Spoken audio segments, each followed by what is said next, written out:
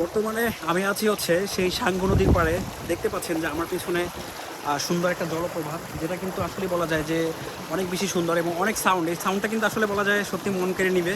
তো আমরা এখন সাঙ্গু নদীর অববাহিকায় তিন্দু এসেছিলাম দিন পাহাড় থেকে বাইক নিয়ে। বর্তমানে তিন্দু আসার জন্য আপনাকে একটু কঠিনভাবে রাইড করতে হবে, কারণ হচ্ছে রাস্তাগুলো ভাই একটু মাঝখানে মাঝখানে ভাঙা থাকার কারণে অনেক প্যারা হয়ে গেছে। তো পূর্বের তুলনায় অনেকটা প্যারা নেই বললেই চলে। সো এখানকার তিন্দু বাজারের যে পরিবেশটা সেটা কিন্তু আসলেই অনেক সুন্দর। বলা যায় যে সাঙ্গু নদীর পাড়ে সেই একবারে সুন্দর জলপাত, যেটা কিন্তু নাফাকুম যারা যায় তারা কিন্তু এই রাস্তা যায়, রেমাক্রি যারা যায় সে এখান থেকে যায়। আমি এখন বা অন্যান্য সুন্দর যে জায়গাগুলো আছে সেগুলো কিন্তু আপনার জলপাতগুলো এখান থেকে যাওয়ার প্রধান রাস্তা। তো যারা হচ্ছে এইসব জায়গাগুলো যায় তারা কিন্তু ট্রেকিং করে যেতে পারেন। চাইলে হচ্ছে আপনি এখান থেকে বোট নিয়ে যেতে পারেন এবং থানচি থেকেও বোট নিয়ে যেতে পারবেন। আর আমরা নর্মালি বাইকার বা ট্রাভেলার যারা আছি তারা কিন্তু এই তিন্দুটা হচ্ছে আমাদের একটা সুন্দর এবং আমাদের একটা পছন্দের জায়গা।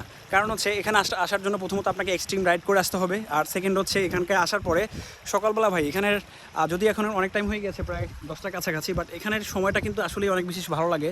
সকালবেলা যখন পিছনে কুয়াশায় বড় থাকে এবং এখানে যখন পাহাড়ি দেখতে পাচ্ছেন যে পাহাড়ি সেই জুঙ্গরের মতো এই সাঙ্গু নদীর পাড়ে যেখানে রাত কাটানোর মুহূর্তটা কিন্তু আসলে অনেক একবারে নীরবতা ভাই। পাহাড়ের মাঝখানে এই তিন্দুটা হচ্ছে একটা নিরিবিলি এবং পরিবেশের একটা জায়গা, নির্জনতার একটা জায়গা। সো বাইকারদের কাছে এবং ট্রাভেলারদের কাছে অন্যতম পছন্দের একটা জায়গা হচ্ছে তিন্দু। তো বর্তমানে আসলে তিন্দুর পানি কিন্তু একবারে পরিষ্কার। যারা কিন্তু তিন্দু আসার ইচ্ছা আছে চাইলে আপনি এই মাস বা সামনের মাসের মধ্যে চলে আসতে পারেন, কারণ কিন্তু এখন এই মুহূর্তে পানিটা কিন্তু টোটালি পরিষ্কার। সো আমরা এখানে বেশি সময় ওয়েট করবো না।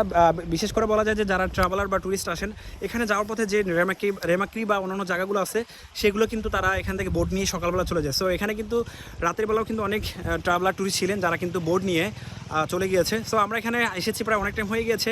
আমরা এখনই চট্টগ্রাম ব্যাক করবো ইনশাল্লাহ। যেহেতু অনেকদিন পরে তিন্দু এসেছি, আপনাদের সাথে এই মজার মুহূর্তগুলো শেয়ার করার ট্রাই করেছি। আশা করি ভালো লাগলে এই ভিডিওটা লাইক কমেন্ট শেয়ার করে পাশে থাকবেন।